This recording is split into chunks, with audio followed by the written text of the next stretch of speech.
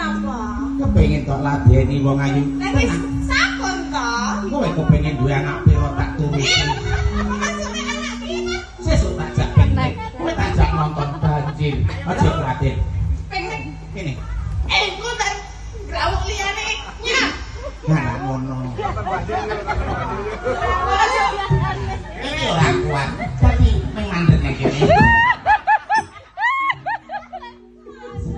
Kanjeng Antipati. Iki ora kuat kok. Kanjeng Antipati. Endi sing undang aku? Kula. Tuwa budek. Menika mbok ya rumangsa. Apa wong ayu? Panjenengan sampun midhangetaken mirengke kemawon sampun boten cetha to.